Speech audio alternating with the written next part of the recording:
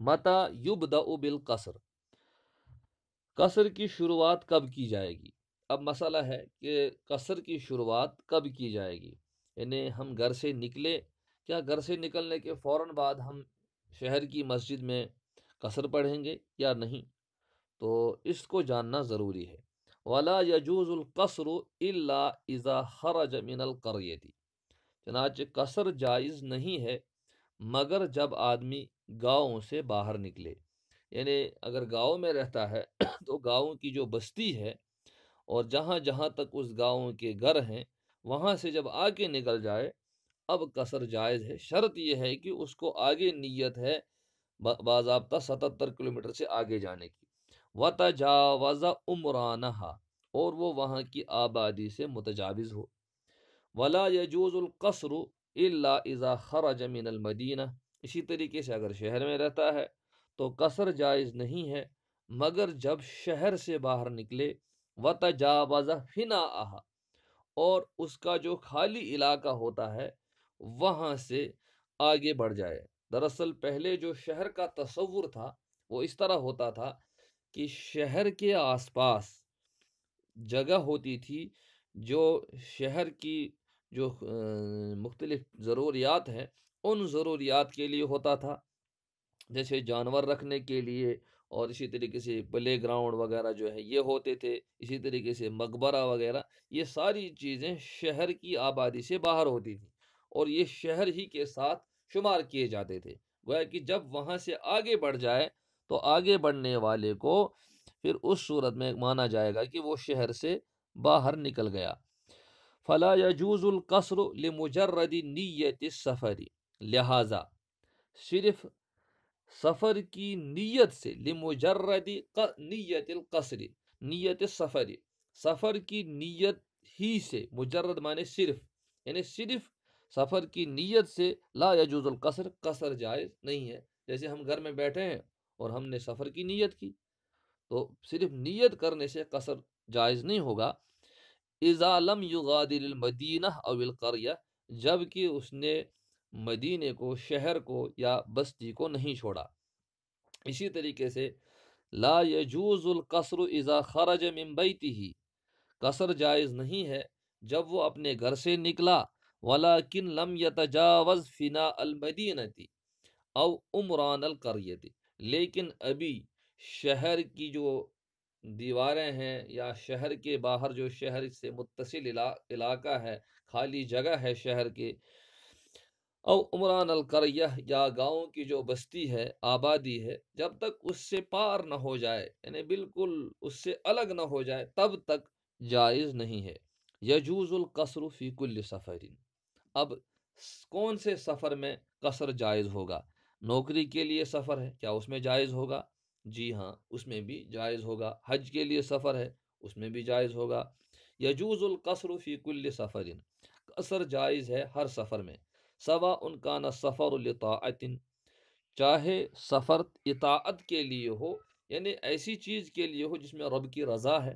جیسے کل حج والجہاد، جیسے حج ہے، جہاد ہے، او کان لامر مباح، یا کسی جائز بات کے لیے، جائز بات کے لیے مطلب جو فی نفسی ہی عبادت تو نہیں ہے لیکن مباح ہے، تجارہ، جیسے تجارت، اگرچہ تجارت بھی عبادت بنتی ہے نیتوں کے اعتبار سے، او کان لامر فیہ معصیہ، یا کوئی ایسی بات ہے جس میں گناہ ہے، کالسرقہ، جیسے چوری، چوری کرنے کے لیے گھر سے دور چلا گیا، چونکہ اس نے مسافت طے کی ہے تو کیا یہ مسافر مانا جائے گا یا نہیں مانا جائے گا؟ اس پر بھی فقہا نے بات کی ہے۔ بعض فقہا کے نزدیک اگر کوئی چوری کرنے کے لیے گھر سے دور چلا گیا تو اس کا سفر چونکہ معصیت کے لیے ہے، لہٰذا اس کو رب کی طرف سے یہ رخصت جو ہے اس کو حاصل نہیں ہوگی، لہٰذا وہ قصر نہیں کر سکتا۔ اذا اتم المسافر الرباعیہ وقعد بعد الرکعتین الاولیین، جب اگر مسافر نے 4 رکعت کی نماز پڑھی، وقعد بعد الرکعتین الاولیین، لیکن پہلی 2 رکعتوں کے بعد وہ بیٹھ گیا، یعنی اتحیات کے لیے بیٹھ گیا، صحت صلاتہ تو اس کی نماز صحیح ہو گئی، وتصیر رکعتان الاخیرتان نافلتین اور آخری والی 2 رکعتیں نفل شمار ہوں گی، ولیکن یکرہ لیکن ایسا کرنا مکروہ ہے، لتأخیرہ السلام عن محلہ اس لیے کہ اس نے سلام کو اپنی جگہ سے مؤخر کیا، اس لیے کہ اس کو سلام پھیرنا تھا 2 ہی رکعت کے بعد، ٹھیک۔ اذا اتم المسافر الرباعیہ لیکن اگر مسافر نے 4 رکعت کی نماز پڑھی جبکہ اس کو 2 ہی پڑھنی تھی، ولم یجلس بعد الاولین لیکن 2 رکعتوں کے بعد اس نے تشہد نہیں پڑھا، ولم یجلس 2 رکعت کے بعد نہیں بیٹھا، قدر تشہد تشہد کے بقدر، لا تصح صلاتہ اس کی نماز صحیح نہیں ہوئی، لأن القصر حتم عندنا اس لیے کہ احناف کے ہاں قصر جو ہے واجب ہے، ولیس برخصت اور یہ رخصت نہیں ہے، یعنی احناف کے ہاں اس صورت میں اس کی نماز صحیح نہیں ہوگی، جبکہ دوسروں کے ہاں دونوں صورتوں میں اس کی نماز صحیح ہے، البتہ دوسری صورت میں ان کے ہاں اس پر سجدہ سہو ہوگا، اس لیے کہ اس نے تشہد چھوڑ دیا، اور جن کے ہاں پہلا والا تشہد سنت ہے ان کے ہاں سجدہ سہو بھی نہیں ہوگا بلکہ نماز صحیح ہوگی، اور جن کے ہاں 4 رکعت پڑھنا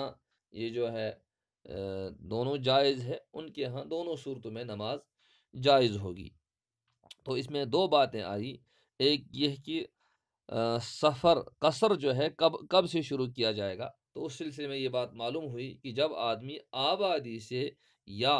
بستی سے متصل جو ملحق علاقے ہوں، جو بستی ہی کے ہوں، جب ان سے الگ ہو جائے تو اس کے بعد قصر جائز ہے۔ اسی طریقے سے ہر اس سفر میں